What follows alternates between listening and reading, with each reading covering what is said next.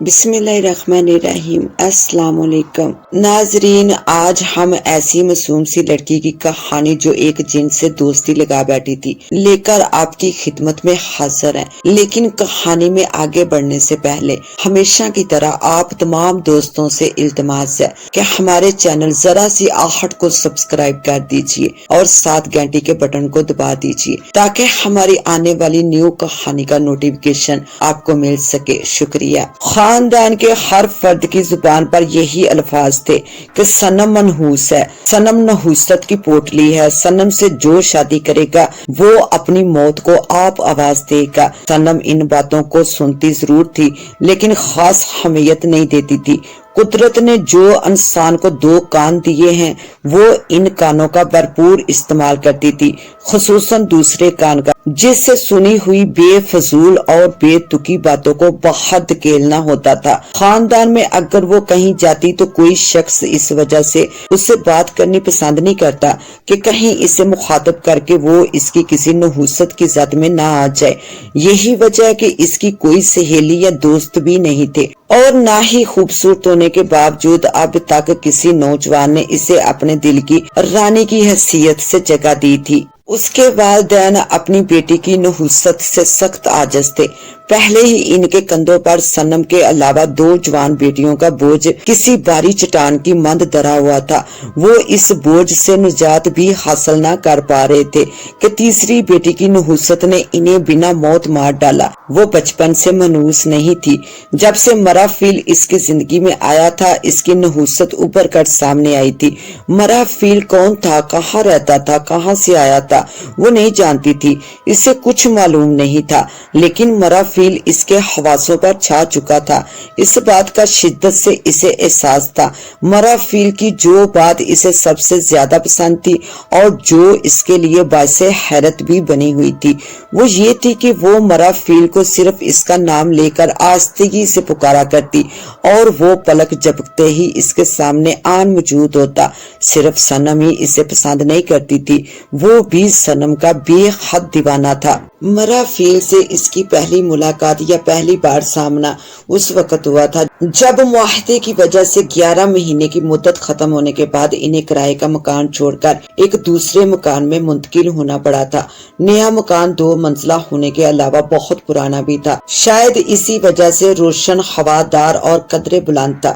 وہ ماں اور دونوں بڑی بہنوں کو صفائی ستھرائی میں مصروف پا کر مکان کا جائزہ لیتی ہوئی چھت پر آ گئی۔ دوپہر کا وقت تھا، سخت گرمیوں کے دن تھے، سورج کی جھلسا دینے والی دھوپ ہر سو پھیلی ہوئی تھی اور اس دھوپ میں غضب کی تپش تھی۔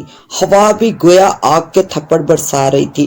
وہ دھوپ اور تپش کی پرواہ کیے بغیر چھت کی دیواروں سے جھانک جھانک کر اطراف کا جائزہ لینے لگی۔ چھت بہت کشادہ تھا لیکن چھت کی دیواریں زیادہ بلند نہ ہونے کی وجہ سے بآسانی جھک کر ارد گرد کا جائزہ لے رہی تھی کہ اچانک ہی ایک جگہ وہ اپنا توازن برقرار نہ رکھ سکی اور نیچے لڑک سی گئی۔ بلندی بہت زیادہ تھی اور نیچے سیمنٹ کا بنا پکا فرش تھا۔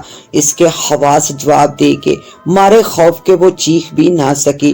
اسے اپنی موت کا یقین سا ہونے لگا اور اس یقین کی وجہ وہ پکا فرش تھا جس سے ٹکراتے ہی اس کے سر کا چٹک جانا لازمی تھا۔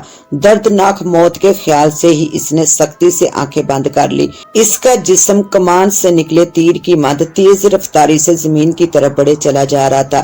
اس سے پہلے کہ وہ اپنا سر ٹھوس زمین سے ٹکراتے ہوئے محسوس کر پاتی اسی وقت جسم چھت اور زمین کے درمیان اس طرح سے معلق ہو کر رہ گیا جیسے کسی ندیدہ قوت نے اسے زمین سے ٹکرانے سے قبل ہی تھام لیا ہو۔ اس سے پہلے کہ وہ آنکھیں کھول کر اس مہربان ہستی کو دیکھنے کی کوشش کرتی جس تیزی سے اس کا جسم نیچے کی طرف گر رہا تھا اس سے دگنی رفتار سے اوپر کی جانب اٹھنے لگا۔ ابھی وہ اس صورتحال کو سمجھ بھی نہ پائی تھی کہ اپنے قدموں تلے ٹھوس زمین کا لمس محسوس کرتے ہی اس نے فوراً سے آنکھیں کھول دی۔ یہ کیا حماقت تھی، دیوار سے لٹک کر جھانکنا کیا بہت ضروری تھا؟ خوبصورت مردانہ آواز پر اس ने तेज रफ्तारी से पलटकर अपने अक्ब में देखा एक 15-16 वर्ष का खूबसूरत सा लड़का खड़ा इसे गुस्से से घूर रहा था। उम्र के लिहाज से इस लड़के की आवाज इसे हैरत में मुब्तला कर गई। उसकी आवाज एक भरपूर मर्द की तरह भारी और गर्जदार आवाज थी। तुम कौन हो? इसी हैरत और मासूमियत से इसने दरियाफ्त किया। मेरा नाम मराफील है और मैं यही रहता हूँ, लड़के ने अपनी मर्दाना आवाज में जवाब दिया। इसकी आवाज में मासूमियत थी। मराफील ये कैसा नाम है? वो इसके अजीब नाम में उलझकर रह गई। हमारे यहाँ ऐसे ही नाम होते हैं। लड़के ने इसे पसंदीदा नजरों से सर से पांव तक घूरते हुए जवाब दिया। तुमने अभी कहा कि तुम यही रहते हो, लेकिन जब मैं छत पर आई तो तुम छत पर मौजूद नहीं थे। तुम यकीनन झूठ बोल रहे हो। तुम कहीं से कूदकर हमारी छत पर आए हो। इसने नुक्ता इतराज बुलंद किया। मैं तुम्हें देखकर छुप गया था, लेकिन जब मैंने तुम्हें दीवार से लड़कते देखा तो फौरन तुम्हारी मदद को लपका, लड़के ने जवाब दिया। इससे पहले कि वो कुछ और पूछती, सनम मारी, ओ सनम कम वक्त मारी, नीचे आकर बहनों का हाथ बटा। छत पर क्या करून का खजाना तलाश करने के लिए मरी है? अम्मा की बेजार और करखत आवाज ने इसकी तवज्जो खींच ली। वो तेजी से सीढ़ियों की तरफ बढ़ी और जरा सा झुककर बोली। अम्मा को जवाब देकर वो यूं ही दोबारा पलटी। लड़का अपनी जगह से गायब था। वो हैरान सी रह गई। लम्हे भर के अंदर वो कहाँ गायब हो चुका था। इसने गर्दन घुमाकर छत का पूरा जायजा ले डाला, लेकिन इसे मराफील कहीं भी दिखाई न दिया। अपने नाम और आवाज की तरह इसकी हस्ती भी अजीबोगरीब ही थी। वो नासमझी से कंधे उचकाकर सीढ़ियों की तरफ बढ़ गई। ताहम इन सवालात ने कई घंटों तक इसे बेचैन किए रखा। मराफील कौन था? वो अचानक कहां से वारद हुआ था? इसने इसे इस कदर बुलंदी से किस तरह गिरने के दौरान पकड़ लिया था? वो उम्र के एतबार से इससे 4-5 साल ही बड़ा दिखाई दे रहा था। जब इसने अपनी दोनों बड़ी बहनों से इस अनोखे और नाकाबिले यकीन वाक़े का जिक्र किया तो इसकी दो बहनों ने ना तो इसकी ये बात तवज्जो से सुनी और ना ही किसी किस्म की हमियत दी। इसने भी इस वाक़े का ज्यादा देर असर ना लिया और अपने दिलो दिमाग से इस बात को झटक कर बहनों के साथ घर की सफाई सुथराई के कामों में जुट गई। दूसरे दिन मगरिब की अजान से कुछ देर पहले वो अपने खिलौने और प्लास्टिक के गुड्डे गुड़िया लिए छत पर चली आई और एक कोने में खिलौने सजाकर अकेली खेलने में मसरूफ हो गई। अकेली इसलिए कि इसके साथ खेलने वाला इसका हम उम्र कोई और नहीं था। इसकी दोनों बहनें उम्र में इससे बड़ी थी। एक दिन वो छत पर जाने वाली सीढ़ियों के दरमियान बैठी हस्बे आदत अपने खिलौनों से खेल रही थी कि अचानक ही इसे ऐसा महसूस हुआ जैसे इसकी पुश्त के पीछे कोई बैठा हो। किसी की घूरती नजरों का एहसास भी शिद्दत से हो रहा था। अपने इसी वहम को दूर करने के लिए इसने यूं ही गर्दन घुमाकर अपनी पुश्त की जानब देखा तो छत के दरवाजे की खला में मराफील को बैठा पाकर इसका दिल धक से होकर रह गया। गुलाबी रंगत में खौफ की जर्दी घुल कर रह गई और मुस्कुराती आंखों की चमक भी मंद पड़ गई। इसने जल्दी से मराफील की तरफ से मुंह फेर लिया और झुककर अपने खिलौने जल्दी जल्दी बास्केट में भरने लगी। वो इस अजीबो गरीब इंसान का सामना नहीं करना चाहती थी, जिसकी आवाज बहुत भारी और हाथ खुद ब खुद लंबा हो जाता था। इसने आज तक ऐसा इंसान नहीं देखा था जो मराफील की तरह अजीबो गरीब हो। इससे पहले कि वो अपने खिलौने समेट कर फरार हो, 1 मिनट के 1000वें हिस्से में मराफील इसके फरार की वाहत राह में किसी चट्टान की मांद हायल हो गया। मेरा मकसद तुम्हें डराना नहीं था सनम, वो तो मेरा एक जादू था जो मैं तुम्हें दिखाना चाह रहा था, लेकिन तुम तो एकदम से बेहोशी हो गई। मुझे इस किस्म के बहुत से जादू आते हैं, लेकिन आइंदा मैं तुम्हें अपना कोई जादू नहीं दिखाऊंगा। मैं वादा करता हूँ सनम, अब तो नाराजगी खत्म कर दो। मराफील की बात से कायल होने के बावजूद वो खुलकर मुस्कुरा ना सकी। ताहम इसने फिर से मराफील से दोस्ती कर ली। तुम खेलते भी नहीं हो और ना ही कोई बात करते हो, बस घूरते जाते हो। मुझे ये बात पसंद नहीं है। इसने मौका गनीमत जानकर फौरन से इसे दिल की ये बात भी जुबान से अदा कर दी। अच्छा बाबा माफ कर दो, ऐसा ऐसा नहीं होगा। मराफील ने फौरन से अपने दोनों कान पकड़ लिए। इसके अंदाज पर वो खुशदिली से हंस दी। मराफील तुम कहाँ रहते हो? एक दिन इसे अचानक याद आया तो इसने मराफील से पूछ लिया। तुम्हारे मकान के बराबर वाले मकान में हमारी रिहाइश है। मराफील के जवाब ने इसे हैरान करके रख दिया, क्योंकि इनके मकान के दाएं बाएं वाकया दोनों मकानात बरसों से बंद पड़े थे, मगर वो मकान तो बिल्कुल वीरान पड़े हैं। वहाँ तो रोशनी का भी कोई इंतजाम नहीं है, हर वक्त अंधेरे में डूबे रहते हैं। तुम लोग वहाँ किस तरह रह रहे हो? इसने अपनी उलझन लफ्जों में बयान कर दी। हम ऐसी जगहों पर रहते हैं, तुम्हारी गुड़िया बहुत अच्छी है। इससे पहले कि वो कुछ और पूछने के लिए अपने लबों को जुम्बश भी दे पाती, मराफील ने बात का रुख ही बदल दिया। इसने भी मजीद कोई सवाल न किया और मराफील अपनी नई गुड़िया के मुतालिक बताने लगी। वो हमेशा से ऐसी ही थी, ज्यादा देर तक कोई बात इसके दिमाग में नहीं ठहर पाती थी। जल्दी इसका दिमाग दूसरी बातों में उलझ पड़ता था। सरकारी स्कूल इसके घर से ज्यादा दूर ना था, सिर्फ 20 मिनट का पैदल मुसाफत पर था।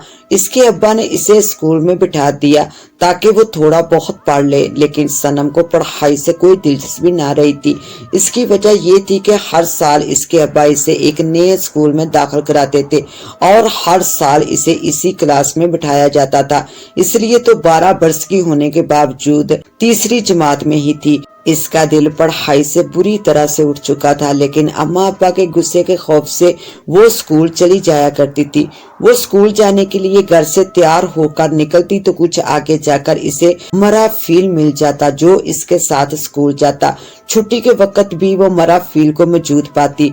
आहिस्ता आहिस्ता वो मराफील की आदी सी हो गई। वो घंटों इसके साथ खेलती रहती, इससे ढेरों बातें करती और अक्सर स्कूल से गैर हाजिर होकर इसके साथ घूमने भी चली जाया करती। अब खुद को वो तन्हा महसूस ना करती थी। मराफील इसकी तन्हाई के लम्हात का बेहतरीन साथी था। मराफील की संगत में इससे कतई बोरियत ना होती थी। वो इसे बहुत सारे लतीफे सुनाकर खूब हंसाया करता था। इसकी बातों पर वो हंस हंस का लोट पोट हो जाती थी। जब वो हंसती तो इसकी गुलाबी रंगत सुर्ख पड़ जाती। इस लम्हे वो इस कदर खूबसूरत दिखाई देती कि मराफील दुनिया जहान से बेनियाज होकर इसकी सूरत तके जाता। इसकी आंखों में सनम के लिए बेपनाह मोहब्बत और दीवानगी का समंदर ठाठे मारता दिखाई देता था। वो दिन में कई बार इस जुमले का विर्द किया करता था कि सनम तुम मुझे बहुत अच्छी लगती हो, मैं तुम्हें देखे बिना अब एक पल भी नहीं रह सकता। इसके लहजे में मोहब्बत इसके अल्फाज की सच्चाइयों का सबूत बन जाती। तुम भी मुझे बहुत अच्छे लगते हो। जवाबन वो भी अपने दिल की बात कहते हुए जरा सा भी नहीं हिचकिचाती। मराफील इसका दोस्त था और इसे वाकई अपना ये दोस्त बहुत पसंद था। एक दिन वो मराफील के साथ छत पर बैठी इसकी दिलचस्प बातों पर हंसी के फूल बिखेर रही थी। सीढ़ियां चढ़ती अम्मा को देखकर इसकी हंसी को एकदम से ब्रेक लग गया। ना सिर्फ ये बल्कि चेहरे की रंगत भी एकदम प्रवास कर गई। जाने अम्मा इससे मराफील यानी एक गैर लड़के के साथ बैठे देखकर कैसी क़यामत बर्पा करेगी। अम्मा को ये बात सख्त नापसंद थी कि लड़कियां लड़कों से दोस्ती करें या इनसे हंस हंस कर बातें करें, और फिर वो छुप छुप कर मराफील से मिलती थी, घंटों इसके साथ खेलती रहती थी। ये बात तो अम्मा कतई बर्दाश्त ना कर पाएंगी और यकीनन इसकी जान लेकर सुकून का सांस लेंगी। वो लाख चाहने के बावजूद मराफील को भी जाने का कह ना सकी। जाने क्यों इस लम्हे इसकी जुबान तालू से जा लगी। अम्मा एक एक सीढ़ी चढ़ती हुई छत पर आन वारद हुई। इनके हाथों में धुले हुए कपड़ों की बाल्टियां थी। अरे ओ नकम्मी हड हराम, इधर आ। अम्मा ने अपने मखसूस अंदाज से इसे मुखातिब किया। मेरे साथ रस्सियों पे कपड़े फैलाने में जरा मेरी मदद कर। हर वक्त बच्चों की तरह खिलौनों से खेलती रहती है। अब इन खिलौनों से खेलना बंद कर दे, अब तू बच्ची नहीं रही, बड़ी हो गई है। अम्मा के हाथ के साथ इनकी जुबान भी चल रही थी, बल्कि हाथों की निस्बत जुबान ज्यादा तेजी से अपना काम दिखा रही थी। सनम की तवज्जो इनकी बातों की तरफ बिल्कुल ना थी। वो इस हैरत में मुब्तला थी कि अम्मा को इसके साथ बैठा मराफील क्यों दिखाई ना दिया। इसी सवाल में उलझी वो बेदिली से रस्सी पर कपड़े फैलाने लगी। मराफील ने भी इसकी पैरवाई की और इसके साथ रस्सी पर कपड़े फैलाने लगा। इस कहानी का बकिया हिस्सा देखने के लिए पार्ट 2 का विजिट करें। इसके साथ ही अब मुझे दें इजाजत, मिलते हैं इंशाल्लाह पार्ट 2 के साथ। तब तक के लिए अल्लाह निगहबान।